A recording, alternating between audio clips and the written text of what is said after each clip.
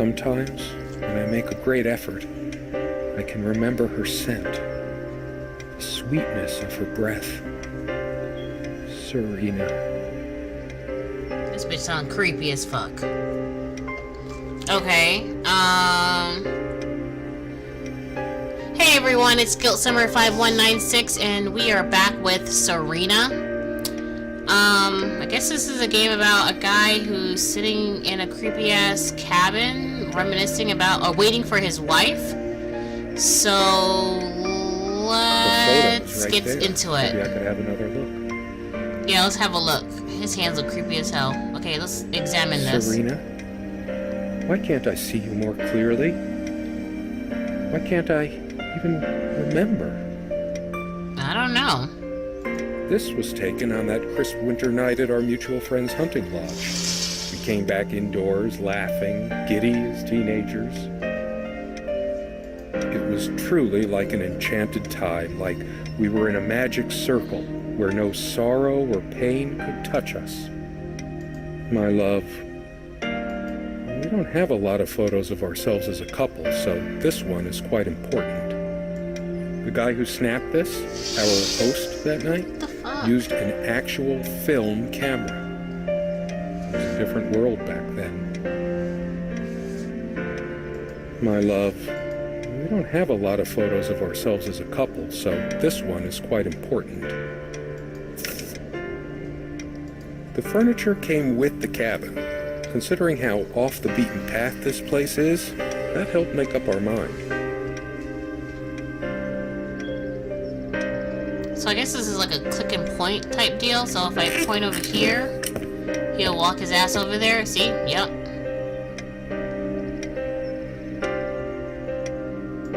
She made this with her own hands. She was really good. Look what I made, hun, in case we ever need to sweep something under the carpet. See the pattern of yellow squares? It's from this rug I remembered from my nursery. I must have been like 3 or 4, but it always stuck with me. Okay. No trap door under there, just more creaky floor. I always resisted the temptation to sweep things under there when it was my turn to tidy up. Ha ha, you're so funny. The rug's all crooked again. Can you help me straighten it out? No trap door under there, just more creaky floor. Okay. The clock is a trophy from our flea market adventures. Chalk this particular purchase up to every cabin needs one. The ticking begins to feel homey after a while. The first night was a nightmare, though. I bet. Time never mattered much to us while we were hiding from the rest of the world here. As long as we were together and happy. The clock has always been rather autonomous. No matter how many times we've wound it up, it keeps going out of sync. Actually, I think it might have gone out of sync again. No trusting this clock. I wonder what time it is. As if it mattered. The clock has always been rather autonomous. No matter how many times we've wound it up, it keeps going out of sync. We used to keep a pitcher of water and a glass on this nightstand, but they're not here now. Okay. There's a thick layer of dust and an almost invisible outline where we kept the water pitcher.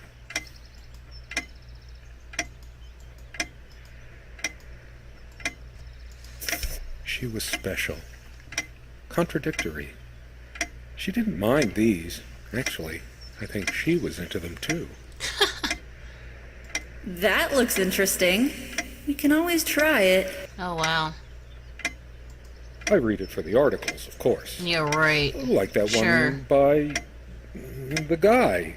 That one about the thing. Yeah, huh? Yeah, it was boobtastic. I needed some incentive to go check the mailbox from time to time. It's some way through the woods. Something good left in this world. They still make covers like this. Erotic. Not obscene. Ooh, a bit of her nipples out. I didn't realize that. Okay. She's beautiful, but what's her obsession with dolphins? Ew. I needed some incentive to go check the mailbox from time to time. Alright, so we go back. It's some way through the woods. What else is in here? something good left No. in this world, they still make covers like this. How do Erotic, I not obscene. close this? There we go. Our refuge from the world, a place of warmth and passion. Sometimes we joked we needed to be so far out in the woods because that's how our sex life was. Far out. Wow. The furniture came with the cabin, but the bedclothes we brought with us. A place like this needs some luxury, but without her, there are no monsters under the bed. I guess they're all in my head. I feel too restless to sleep right now. Something draws me to this trunk. Is it the memories locked within? Or something else? It's probably Serena. We use this trunk to store trinkets and papers, but I can't help thinking there's I something wouldn't be of surprised if this importance bitch has inside. schizophrenia and forgot that he killed his wife and stuffed her in his It's trunk. too painful. I want to, but not yet. Okay. I mean, can I leave the... There. Can I go outside? No, I don't want to leave right now. There's still something for me in here. Oh, wow. Like what? What the fuck is this shit? That shit looks creepy. I'm not,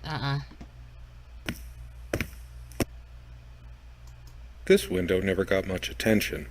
Then again, the view isn't nearly as spectacular.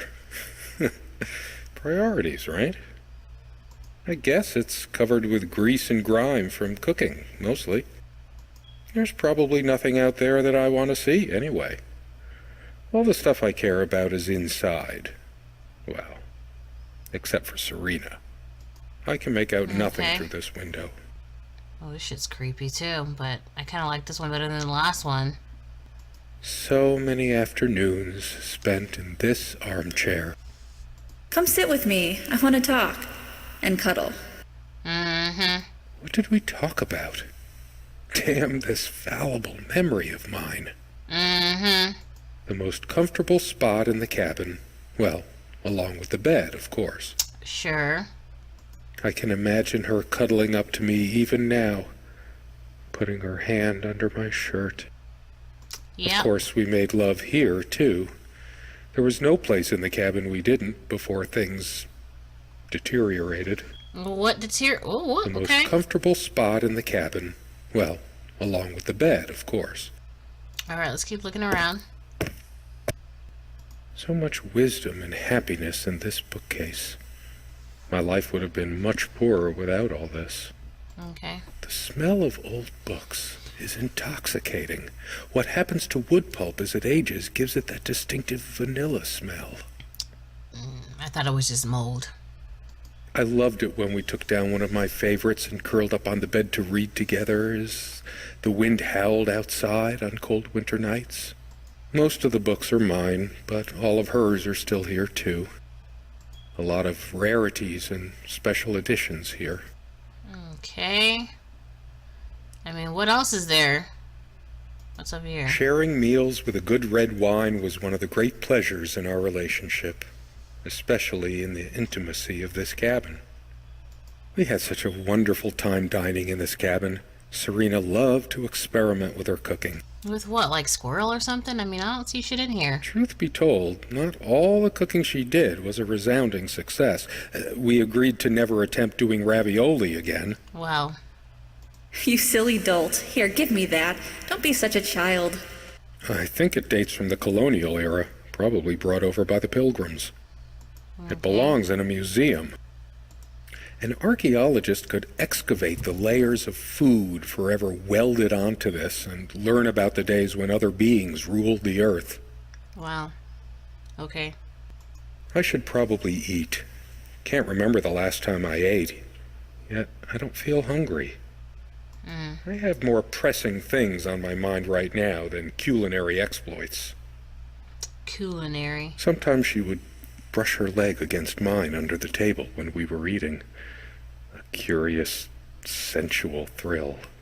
Okay. The table is worn but sturdy. just like our relationship was. Or is. I just don't know anymore. All right. Our dining table. Quite modest, but if it ain't broke, don't fix it. Right. You always put too much salt in, dear. Think about your pressure. I could tell plenty of stories about this table. To be honest, I'm surprised it's still in one piece. The dining table was well worn even when we acquired the cabin. You could tell from its appearance that it had been the centerpiece of many happy occasions. We found this trunk at a flea market.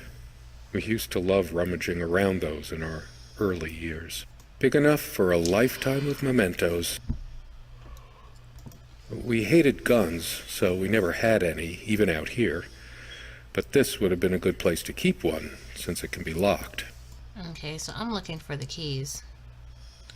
Come, love, with peace, your heart, blah, blah, Come, blah. love, with peace in your heart, said Niamh of the ice-blue eyes. Blue eyes. It's based on an Irish folktale. Warrior poet O'Sheen goes to Tirnanog, a Celtic otherworld known as Niamh is of the faithful. God, the dude. ones. Fairies. Find the fucking key so we can Weird mix of doggerel and artistry. get going. The elemental imagery is evocative, but the language and structure are a bit quaint. Still, some lines jump out at you. Okay.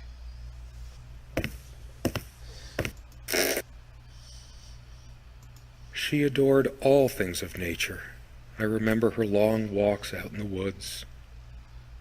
Curiously, we never brought many plants inside the cabin.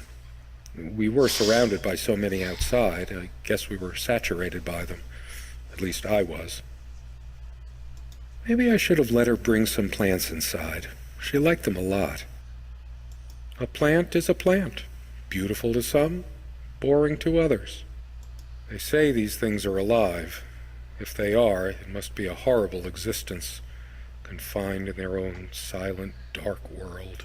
She is fairly religious. Not me. I'm the cold and cynical bastard. But I don't remember that ever being an issue between us. She always thought our relationship was a blessing. God, how I miss her. No longer the cynical asshole, I guess. Her faith came as a surprise to me.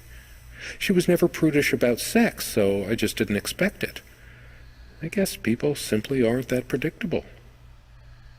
No, I don't want to read right now. Especially not a Bible. Uh-huh. There's a strand of blonde hair in the comb. Yes, blonde hair like sun rays. I'm remembering. What's wrong with my memory? Did I have a stroke? Probably. Hers. I used it too, when shaving. There's only an outhouse, and for some reason, whoever erected the rickety thing didn't think to include wall-to-wall mirrors, so this came in handy. Dearest, how do I say any of this? I like your way with words, but if I don't write this, I don't know what I'll do. My life feels so unreal now, dreamlike, but wonderfully so. Let me try, even if clumsily. The hours I spent with you when we last met are precious to me. I was so lost, such a short time ago. Everything seemed drained of color and feeling. I think we were meant to find each other, to bring meaning to our lives again, make sense of the confusion shrouding both of us. When we stepped into the crystal silence of the snowy woods, away from the chatter of the guests, all nature seemed expectant, as if holding its breath, witnessing a rare moment of something infinitely better than what life in the ordinary run of things has to offer. Do you remember how the light crust of the snow glittered in the reflected light of the country house? How the tops of trees in which we walked was haloed with a magical aura? I felt the chill of the night air, and you opened your coat and enfolded me in your arms, and we hugged tight, sharing the warmth, sharing the only thing any of us have to share on this earth when you think about it. And then he toppled us on the snow, he devil. We laughed and rolled around, my head already spinning from the wine and crisp, pure night air, and the stillness all around. We lay back, and I gasped when I realized what I was seeing. The luminous starscape, like a vast velvet cloth sprinkled with powdered sugar, like it can only be seen in the countryside. I had tears in my eyes when I turned to you when we kissed, and it felt like the only moment in all of time, or outside time, and ours was the only spark that could ignite the universe.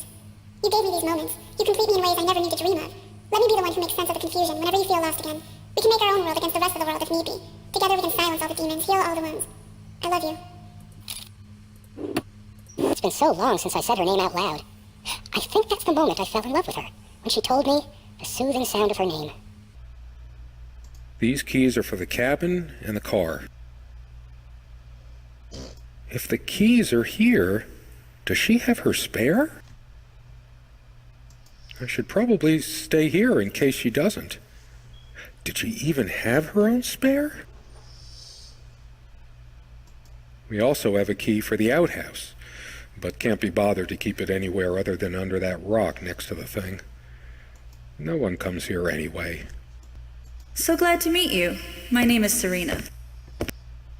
Quite a large armoire for our admittedly sparse. We all have our skeletons in the closet. Oops, but I didn't mean to do not that. Serena. I'm not sure why, but I don't feel like opening it. The sole thought of it drains what little energy I have left in me. Okay, so basically he doesn't want to leave the fucking cabin. And I've kind of clicked on everything in here that would try to generate a freaking key for that thing, because I'm positive her ass is in there. I'm going to end the gameplay here. So basically he's just trying to wait for his wife to come back to the cabin. He's not sure if she left or not, and he doesn't want to leave just in case she might come back. And I don't know what else to do because I've kind of My looked heart is racing. everywhere I can't help but feel there's something I have to for do. this key for this trunk, because I think her ass is in there. But I'm not sure because I can't find a fucking key just to open it, just to see what happened. And he won't leave the cabin. So give this video a thumbs up if you liked what you saw, heard, or read. Thank you for Where watching. is Don't she? forget to hit that subscribe button. And I will see you at the next video. Bye!